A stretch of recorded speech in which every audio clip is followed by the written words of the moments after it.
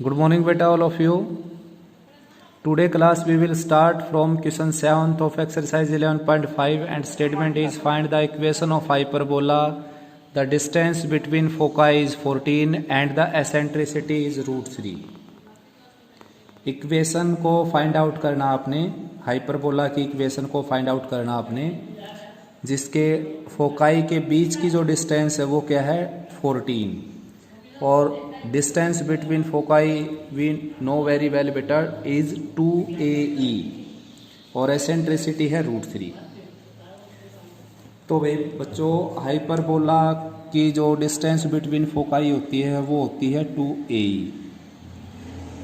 Ellipse में भी यही होती है डिस्टेंस बिटवीन फोकाई 2AE और ये गिवन है बच्चों 14। तो यहाँ मैं 2 से अगर मैं डिवाइड कर देता हूँ इसको तो AE की वैल्यू मिलने वाली है आपको यहाँ से 7।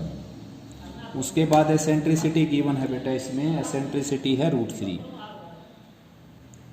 ये √3 है। E की वैल्यू है बेटा आपके पास √3, तो A की वैल्यू यहाँ से आ जाएगी। इक्वेशन फर्स्ट और सेकंड को अगर हम यूज़ करते हैं तो A की वैल्यू आ जाएगी बच्चों यहाँ से 7/√3। और ऐसा कोई इलिप्स का क्वेश्चन नहीं था जिसमें हमने एसेंट्रिसिटी का फार्मूला यूज़ नहीं किया। ऐसा कोई हाइपरबोला का भी क्वेश्चन नहीं आएगा बेटा जिसमें हम एसेंट्रिसिटी का फार्मूला यूज़ नहीं करेंगे। अब एसेंट्रिसिटी का फार्मूला यूज़ क्यों करेंगे यहाँ पर, B की वैल्यू को फाइंड आउट करने के लिए। तो एसेंट्रिसिटी का फार्मूला है बच्चों A² = A² + B²।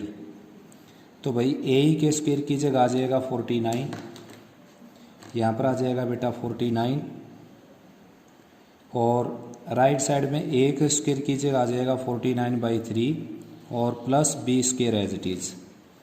तो यहाँ से आप B की वैल्यू निकाल सकते हैं, B² की वैल्यू निकाल सकते हैं। तो B² की वैल्यू आ जाएगी 49 - 49/3। B² की वैल्यू फाइंड आउट कर सकते हैं बेटा, यहाँ से एलसीएम लिया और सबट्रैक्ट किया इसमें से। तो 49 अगर मैं कॉमन निकाल लेता हूँ यहाँ से तो ये आ जाएगा 49 ब्रैकेट 1 - 1/3 दैट इज़ 2/3। तो B² की वैल्यू आ गई बच्चों यहाँ से 49 × 2/3 मल्टीप्लाई कर सकते हैं 98/3। ये B² आ गया और A² की वैल्यू क्या है आपकी 49/3। अगर यहाँ से मैं A² निकालता हूँ तो A² की वैल्यू आ जाएगी 49/3। अब A² है बेटा आपके पास, B² है, तो हाइपरबोला की इक्वेशन इजीली कैलकुलेट कर सकते हैं हम। x² / A² - y² / B² और राइट साइड 1। तो x² / A², एक स्क्वेयर के प्लेस पर आ जाएगा 49/3 माइनस y² / B², B² के प्लेस पर आ जाएगा 98/3, ठीक है ना। और राइट साइड पे 1। चाहें तो आप 3 को अपर पार्ट में ले जाकर इसको और सिंप्लीफाई कर सकते हैं। 3x² / 49 - 3y² / 98 and right side 1, ठीक है ना। अब भी चाहें तो 98 से मल्टीप्लाई करें इसको हम, तो 98 से मल्टीप्लाई करेंगे बेटा, ये 98 49 से कैंसिल होकर 2 आ जाएगा, 2 की 3 के साथ multiply 6x² - 3y² and right side में 98। नेक्स्ट बच्चों 8th, find the equation of hyperbola in the standard form if it's conjugate axis is 5। Conjugate axis is 5 का मीनिंग क्या होता है बेटा बताना। लेंथ बताई है या इक्वेशन बताई उसने यहाँ पर। And the distance between foci is 13। तो यहाँ पर सिंपली लिखा है, क्वेश्चन नंबर 8 था ये। हाइपरबोला की इक्वेशन फाइंड आउट करनी है आपने। Conjugate axis is 5, conjugate axis is 5 and distance between foci we know that which is 2AE is 13। तो कंजुगेट एक्सिस इज 5 का मीनिंग क्या है बच्चों, यहाँ पर आप देख सकते हो। यहाँ पर मीनिंग है बेटा उसकी लेंथ। तो 2b की वैल्यू क्या गिवन है यहाँ पर 5, 2b की वैल्यू है बेटा 5 और b की वैल्यू यहाँ से आ जाएगी आपकी 5/2 और a की वैल्यू आ जाएगी बच्चों यहाँ से 13/2। अब आप हाइपरबोला की इक्वेशन आप तभी फाइंड आउट कर सकते हैं जब आपके पास a एंड b दोनों की वैल्यू होगी। तो उसके लिए क्या कर लेता हूँ मैं, एसेंट्रिसिटी का फार्मूला यूज़ कर लेता हूँ, जो होता है a² equal to a² plus b²। तो बेटा a के स्क्वायर की जगह आ जाएगा 169/4, राइट में a² एज इट इज़, और भाई b² की जगह क्या आ जाएगा 25/4। देखिए बेटा यहाँ से जो है आप a² की वैल्यू कैलकुलेट कर सकते हैं। a के स्क्वायर की जगह मैंने ये रख दिया 169/4, b के स्क्वायर की जगह 25/4 रख दिया, a² की वैल्यू इजीली आ a² की वैल्यू आ जाएगी बेटा 169 minus 25 divided by 4, that is 144 divided by 4, that is 36 बेटा। अब b² की वैल्यू निकालनी है हमने, b² है ऑलरेडी अपने पास और a² भी आ गया, तो इक्वेशन आ जाएगी x² by a² minus y² by b² और डिवाइडेड बाई इक्वल टू 1। तो यहाँ पर 4 को अपर पार्ट में ले जा सकते हैं हम, ये आ जाएगा x² by 36 as it is minus 4y² by 25, right side 1। इतना भी छोड़ सकते हैं बेटा, चाहें तो आप 36 और 25 का जो प्रोडक्ट हुआ उससे मल्टीप्लाई करके और भी सिंप्लीफाई कर सकते हैं इसको। 36 और 25 का प्रोडक्ट आ जाएगा बेटा 900, तो 900 से इस पूरे को मल्टीप्लाई करें अगर हम, 900 into x² by 36 minus 900 into 4y² divided by 25, right side 1। तो भाई 36 से इसको कैंसिल कर देंगे हम, 900 को 36 से कैंसिल करेंगे, ये आ जाएगा बेटा 25x² और 25 से डिवाइड कर देंगे 900 को, ये कैंसिल होकर आ जाएगा 36, 4 से मल्टीप्लाई होकर आ जाएगा 144y² और राइट साइड में 900 एज इट इज़। ये सिंपलेस्ट फॉर्म है। 9th क्वेश्चन बेटा, find the equation of hyperbola length of whose latus rectum is 8। Length of latus rectum दे रखी है बेटा 8, जो कि होती है 2b² by a and eccentricity 3/√5। हो गया। देखिए बेटा 9th question, length of whose latus rectum is 8। Length of latus rectum होती है बच्चों 2b² बाई a और ये गिवन है 8 यूनिट। तो यहाँ से इसको अगर हम सिंप्लीफाई करें तो भाई ये कैंसिल हो जाएगा 4 पर और b² की वैल्यू आ जाएगी बच्चों यहाँ से 4a के equal. This is equation first. Eccentricity given है बेटा 3/√5, एसेंट्रिसिटी है 3/√5 गिवन, ठीक है ना। अब फिर से एसेंट्रिसिटी और ए बी की जो रिलेशन का फार्मूला वो यूज करेंगे हम, और वो फार्मूला है a² equal to a² plus b²। आप चाहें तो a² को राइट में ले जा सकते हैं, रीज़न ये है आपकी बार a की वैल्यू गिवन नहीं है बेटा, ठीक है ना। पिछले क्वेश्चन में a की वैल्यू गिवन थी, मैंने डायरेक्ट यहाँ रख दी थी, तो a² को राइट में ले जाता हूँ मैं, ये राइट में ऑलरेडी था मेरे पास, और a² को मैं लोअर पार्ट में ले गए। अब यहाँ पर जो है आप a² b² a² और e², इन 3 वेरिएबल हैं आपके पास, और अगर आपके पास 2 वेरिएबल की वैल्यू है तो तीसरे वेरिएबल की वैल्यू आ सकती है। तो a² की वैल्यू है आपके पास 9/5, स्क्वायर कर दिया मैंने, 3 का 9 हो गया, √5 का 5 हो गया। राइट में जो है a² b² किसी की वैल्यू नहीं है बेटा मेरे पास, लेकिन क्या है मैं b² के प्लेस पर 4a रख सकता हूँ। तो ये a² as it is, lower part का a² एज इट इज़, और जो b² था उसके प्लेस पर मैंने रख दिया, b² के प्लेस पर रख दिया बेटा 4a। यहाँ पर जो b² का प्लेस था उसके प्लेस पर मैंने क्या रख दिया 4a। अब आप इसको सिंप्लीफाई कर सकते हो, क्वाड्रेटिक बन गई, क्वाड्रेटिक को सोल्व कर सकते हैं इजीली। ये आ गया 9a² और equal to 5a² plus 20a।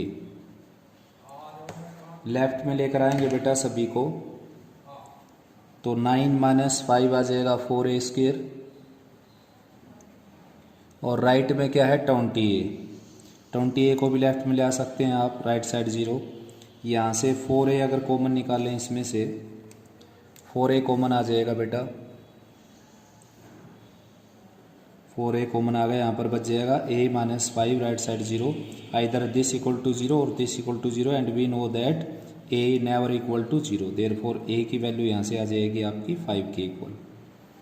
a की वैल्यू 5 अगर आ जाती है बेटा तो b की वैल्यू आ जाएगी, आप यहाँ पर a की जगह 5 रखेंगे तो b² की वैल्यू आ जाएगी डायरेक्ट आपकी 4 इंटू 5 यानी कि 20।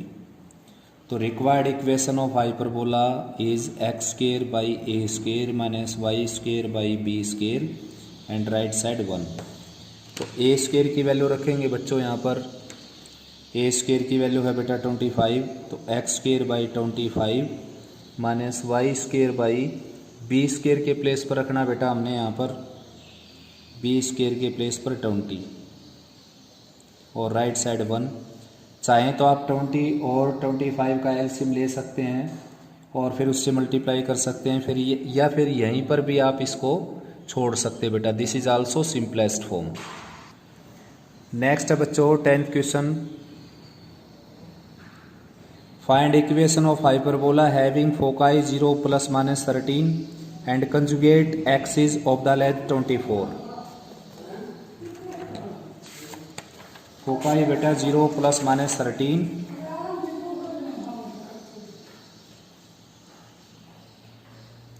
Foci 0 plus minus 13 and conjugate axis is of the length 24। Conjugate axis that is बेटा 2b, कंजुगेट एक्सिस की लेंथ होती है 2b, वो क्या गिवन है 24। तो यहाँ से इसको अगर मैं 2 से डिवाइड करता हूँ, ये क्वेश्चन नंबर है 10th, तो 2 से डिवाइड किया तो b की वैल्यू आपको मिल जाएगी 12। और आप जानते ये हाइपरबोला कौन सा हो गया बेटा, ये हाइपरबोला हो गया जिसकी major axis along y axis है, क्योंकि फोकस जो है वो वाई एक्सिस के ऊपर है। देखो तो वाई एक्सिस के ऊपर फोकस है, तो फोकस उसका होता है 0 प्लस माइनस a, तो a की वैल्यू आप यहाँ से लिख सकते हो 13, ठीक है ना। अब एसेंट्रिसिटी का फार्मूला तो आपको यूज़ करना ही पड़ेगा, हर किसी क्वेश्चन में मैंने बताया आपको। a² जो है बेटा वो होता है a² प्लस b², तो a² आ जाएगा 169, a² एज इट इज़ और b² आ जाएगा 144। तो यहाँ से आपको a² की वैल्यू मिल जाएगी, और a² की वैल्यू कितनी आ जाएगी आपकी बता सकते हो क्या? 25। Very good. Therefore required equation will be y² by a² minus x² by b² and right side 1। तो y² एज इट इज़ बेटा a² की जगह 25, b² के प्लेस पर रखा जाएगा 144, x² बाई 144 और राइट साइड 1। आप चाहें तो 25 और 144 का एलसीएम ले सकते हैं, ठीक है ना, और फिर उसको सिंपलेस्ट फॉर्म में कन्वर्ट कर सकते हैं बेटा। वैसे this is also simplest form. Is that clear for everyone? Next बेटा 11th question, find the equation of locus of all points such that difference of their distances from this and this is always equal to 2। This is second equation of hyperbola बेटा। मैंने आपको बताया था second equation of hyperbola क्या होती है। Ellipse में जैसे आपने बताया, इलिप्स की जो सेकंड इक्वेशन थी, यस बेटा, locus of a moving point sum of whose distances from two fixed point is always constant and is equal to major axis, length of major axis। Similarly hyperbola की जो second definition है उसमें क्या है, difference आ जाता है, difference, ठीक है ना। और वैसे भी अगर ये मेरे को नहीं पता है कि हाइपरबोला की इक्वेशन निकालनी है, लोकस ऑफ एनी पॉइंट, तो मैंने आपको बता ही रखा है पहले से ही कि किसी भी पॉइंट का आपने लोकस निकालना है, सबसे पहले तो उसको पॉइंट को लेट कर लीजिए। 11th क्वेश्चन है, उसको सबसे पहले आप लेट कर लीजिए। लेट कर लिया हमने ये पॉइंट। अब इसके ऊपर वो ज्योमेट्रिकल कंडीशन अप्लाई कर दीजिए बेटा जैसा कि स्टेटमेंट में दे रखा है। तो स्टेटमेंट वाले ने क्लियर कट लिख रखा है बिल्कुल कि एक ऐसा पॉइंट है जिसको मैंने एक्स वाई लेट कर लिया, वो दो गिवन पॉइंट से कुछ इस तरीके से एडजस्ट करता है अपने आप को कि इन दोनों से डिस्टेंस का जो डिफरेंस है बेटा, इन दोनों से डिस्टेंस का डिफरेंस वो 2 के इक्वल है। तो according to condition P A minus P B equal to 2, condition ये कहती है, जो ज्योमेट्रिकल कंडीशन लगा रखी वो ये कहती है कि difference of whose distances from two fixed point is always equal to 2। तो हाइपरबोला का यहाँ तक कोई, देखो बेटा सिंपल सी स्टेटमेंट है केवल, find the equation locus of all points, उन सभी पॉइंट्स के लोकस की इक्वेशन निकालनी है, लोकस निकालना है, यानी कि जिनका डिफरेंस दो फिक्स पॉइंट से, डिस्टेंस का डिफरेंस दो फिक्स पॉइंट से हमेशा क्या हो, 2 के इक्वल हो। अभी मेरे को पता भी नहीं है, अगर कि कोई डेफिनेशन नहीं जानता हाइपरबोला की सेकंड डेफिनेशन, तो उसको फिलहाल यहाँ पर पता नहीं है कि हाइपरबोला की इक्वेशन निकलेगी। अब कुछ बच्चे ये कहेंगे कि सर हाइपरबोला की इक्वेशन तो केवल इस मेथड से निकलती है, या फिर x square by a square minus y square by b square equal to 1 से निकलती है, या फिर जनरल फॉर्म से निकलती है, तो ये क्यों लगाया? तो भाई ये बेसिक बात है बिल्कुल, इस पॉइंट का लोकस निकालना आपने, ये डिस्टेंस और ये डिस्टेंस का डिफरेंस 2 के इक्वल है। तो कर दीजिए बेटा स्टार्ट, अपने आप हाइपरबोला आएगा, ये निकल कर देखो, x minus 4 square y minus 0 square under the square root minus P B आ जाएगा x प्लस 4 स्क्वायर और y minus 0 square under the square root और राइट साइड में 2। बस यही है आंसर बच्चों, लेकिन आंसर को कभी भी हम इस तरह की कॉम्प्लिकेशन में नहीं छोड़ते जिसमें रूट लगे होते हैं। आंसर यही है बेटा, बस ये लोकस आ गया, उसने यही तो बोला था कि बहुत सारे पॉइंट है या एक पॉइंट है जिनके डिस्टेंस इन दोनों से और उसका डिफरेंस 2 के इक्वल है, बस आ गया। लेकिन क्या कभी आपने कोई किसी की इक्वेशन इतनी कॉम्प्लिकेशन में देखी है क्या? नहीं देखी ना, इतनी कॉम्प्लिकेटेड फॉर्म में। तो हमने क्या करना है यहाँ पर, इसको सिंपलेस्ट फॉर्म में लेकर जाना है। उसके लिए रूट को रिमूव करना पड़ेगा, और रूट को रिमूव करने के लिए हमेशा क्या करते हैं, जब दो रूट की टर्म हो तो उनको सेपरेट कर लेते हैं ताकि स्केयरिंग करते समय कैंसिलेशन हो जाए। अगर मैं अभी स्केयरिंग करूँगा बेटा, ये तो आप अच्छे से जानते हैं कि स्केयरिंग तो करना पड़ेगा, लेकिन अगर मैं अभी स्केयरिंग कर देता हूँ तो कैंसिलेशन नहीं होगा, उसमें रूट हट जाएगा एक बार, सभी का तो हटेगा नहीं। स्केयरिंग यहाँ पर करेंगे, आप ऐसा तो कर नहीं सकते केवल इसका स्केयर किया और इसका स्केयर किया और इसका स्केयर, पूरी लेफ्ट साइड का स्केयर करना पड़ेगा भाई। और पूरी लेफ्ट साइड का स्केयर करेंगे तो ए स्केयर आएगा, बी स्केयर आएगा, माइनस 2ab आएगा, जिसमें रूट की टर्म दोबारा से आएगी। वैसे तो यहाँ पर भी आएगी ऐसे ही, ऐसा नहीं कर सकता मैं यहाँ पर कि केवल इसका स्केयर किया और इसका स्केयर किया, ऐसा करूँगा और इसका स्केयर किया तो रूट अपने आप ही कैंसिल हो गए। लेकिन बेटा राइट साइड पूरी का स्केयर करेंगे आप, कंप्लीट का स्केयर करना पड़ेगा अपने राइट साइड का। तो राइट साइड का कंप्लीट का स्केयर करेंगे तो क्या आएगा, 2ab की टर्म भी आएगी, जिसमें रूट दोबारा से आएगा। तो एक बार और स्केयरिंग कर देंगे उसमें। लेकिन ऐसा करने से क्या फ़ायदा हुआ, रूट तो इसमें भी आता, स्केयरिंग करता तो इसमें भी आएगा, लेकिन ऐसा करने से फ़ायदा ये होगा, देखो कैंसिलेशन बढ़ जाएगा, इसमें कैंसिलेशन हो जाएंगी, ठीक है ना। स्केयरिंग किया तो रूट हट गया, ये देखो, लेकिन अंदर वाले स्केयर तो फिर भी एक्सपेंड करने पड़ेंगे आपको। X square plus 16 minus 8x plus y square, right side में a square plus b square, यानी कि इस पूरे का स्केयर बेटा, तो रूट हट गया ना यहाँ से, और प्लस 2ab यानी कि 4 टाइम्स, और ये सारा x प्लस 4 स्केयर और y square as it is. बिल्कुल सिंपल है, केवल कैलकुलेशन है और कुछ भी है नहीं इसमें। तो left side as it is x square plus y square minus 8x plus 16, right में आ गया आपके पास 4 plus x square plus 16 plus 8x और प्लस वाई स्केयर और plus 4 times x plus 4 square और वाई स्केयर। मैंने क्या किया इस स्टेप में, केवल इसका स्केयर एक्सपेंड किया। अब देखो x स्केयर से x स्केयर की टर्म कैंसिल हो जाएगी, वाई स्केयर से वाई स्केयर कैंसिल हो जाएगा, ठीक है ना, और कुछ कैंसिल होता नहीं बेटा, 16 से 16 कैंसिल हो गया। इस तरफ बच गया -8x, राइट में बच गया 4, और इस 8 को भी इधर ले आ सकता हूँ मैं, -16x हो जाएगा। जो 8x है ये पॉजिटिव, इसको लेफ्ट में लेकर आ गया मैं, -16x हो गया, ठीक है ना। राइट में है बेटा 4 and +4 times x + 4 square + y square under the square root. This is our right side बेटा। Is that clear? Now dividing both side by 4, that is this is -4x equal to 1 plus x plus 4 square plus y square, और 1 को left में लाकर फिर squaring both side कर देते हैं बेटा। अगर 1 को लेफ्ट में लाए बिना स्केयरिंग करूँगा मैं यहाँ पर, तो रूट कैंसिल बिल्कुल भी नहीं होगा इसका, ठीक है ना। लेफ्ट में लेकर आ गया मैं इसको, और अब स्केयरिंग बोथ साइड कर देता हूँ। तो स्केयरिंग बोथ साइड करेंगे तो ये आ जाएगा यहाँ पर 16x स्केयर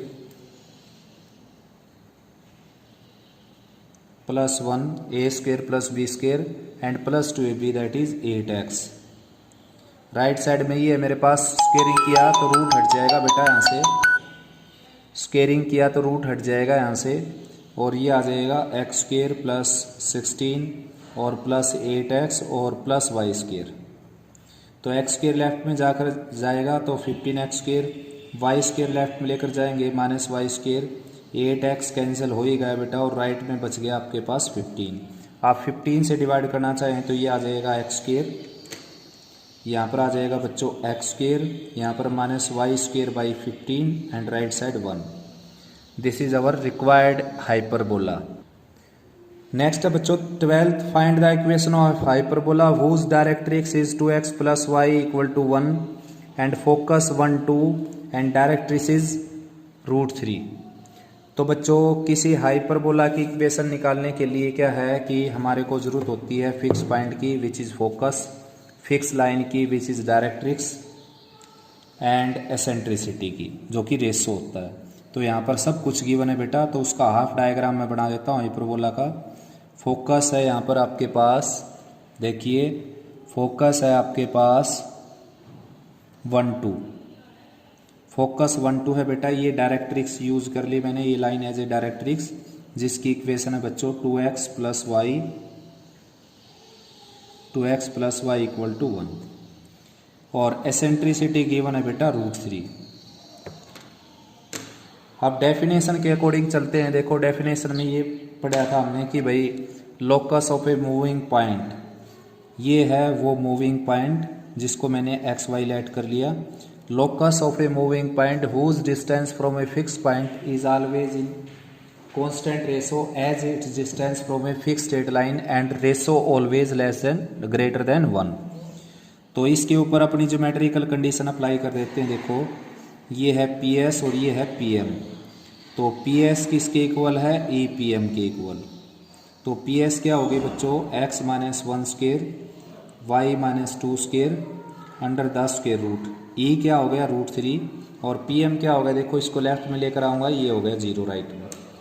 तो पी एम आप जानते हो क्या है बेटा यहाँ पर, यानी कि ये पॉइंट की इस स्ट्रेट लाइन से दूरी। तो डायरेक्ट मॉडुलस में लिखिए इसको 2x + y - 1 within mod, lower part में x के कोफिशिएंट का स्क्वायर y के कोफिशिएंट का square under the square root. ये जो पी एम डिस्टेंस है बेटा, ये किस भी आप पर मैंने निकाली मैं बता देता हूँ। स्ट्रेट लाइन में ऑलरेडी आप पढ़ चुके। जैसे आपके पास एक स्ट्रेट लाइन है ये, और किसी पॉइंट से आपने डिस्टेंस निकालनी है इसकी। जैसे पॉइंट आपका x1 y1, यहाँ से डिस्टेंस निकालनी है आपने, ये डिस्टेंस निकालनी है आपने, मान लीजिए पी एम। तो पी एम डिस्टेंस मैं आपको बता चुका पहले ही बच्चों कि ये जो पॉइंट है आपके जहाँ से आपने डिस्टेंस निकालनी है, ये पॉइंट आपने इस प्लेस पर रखने हैं 2x1 + y1 - 1 within mod, lower part में x के कोफिशिएंट का स्क्वायर y के कोफिशिएंट का स्क्वायर, उन दोनों का सम, फिर उन दोनों उसका रूट। ऐसे आती है एक पॉइंट की एक स्ट्रेट लाइन से डिस्टेंस। तो अपने पास क्या था, वो पॉइंट कौन था, x1 y1 की बजाय क्या था xy। तो यहाँ पर x हम रखेंगे x और यहाँ पर y रखेंगे विद इन मोड, और ये सारा एज इट इज। ठीक है ना, आया समझ में?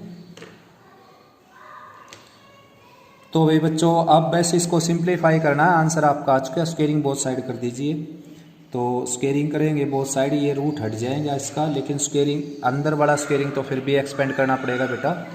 ठीक है ना, तो स्केयरिंग करता हूँ मैं x square plus 1 minus 2x, y square plus 4 minus 4y, right side में 3/5 रूट 5 का स्केयर रूट 3 का square, a plus B minus C का स्केयर और एक्सपेंड करना आपने, जो कि होता है a square plus b square plus c square plus 2ab, यानी इन दोनों की मल्टीप्लाई का डबल यानी कि 4xy, फिर इन दोनों की मल्टीप्लाई का डबल माइनस 2y, फिर इन दोनों की मल्टीप्लाई का डबल माइनस 4x, और 5 से इधर मल्टीप्लाई कर देते हैं। देखिए 5 से इस तरफ मल्टीप्लाई करेंगे बेटा तो ये आ जाएगा 5x square plus 5y square और माइनस 10x माइनस 20y और 4 प्लस 1 5 जा 25। राइट साइड में 3 से मल्टीप्लाई करेंगे 12x square plus 3y square plus 3 plus 12xy minus 6y minus 12x। अब सभी को लेफ्ट में लेकर जाते हैं बेटा। 5x स्केयर है यहाँ पर है 12x स्केयर, तो राइट में ले जा सकते हो या लेफ्ट में ले जा सकते हो। तो ये ना माइनस 2y और माइनस 4x की टर्म प्लस की नहीं होंगी बेटा। मॉडुलस देखिए आपने पूछा कि ये मॉडुलस का कोई, आपने ये पूछा बेटा कि मॉडुलस का आपने कोई यूज नहीं किया यहाँ पर, है ना। तो मॉडुलस का यूज इसलिए नहीं किया मैंने, देखिए जैसे कि आप x का स्केयर करें या मोड x का स्केयर करें, एक ही बात होती है बच्चों। x का मोड क्या होता है बेटा, प्लस माइनस x होता है ना। तो प्लस x का स्केयर कर लीजिए या माइनस x का स्केयर कर लीजिए, एक ही बात होती है वो बिल्कुल। तो यहाँ पर जो मॉडुलस है वो जब मैं स्केयरिंग करूँगा तो वो मीनिंगलेस हो जाएगा बेटा, यूजलेस हो जाएगा वो। ठीक है ना, मॉडुलस यहाँ पर कोई काम करेगा ही नहीं। मॉडुलस के अंदर की क्वांटिटी,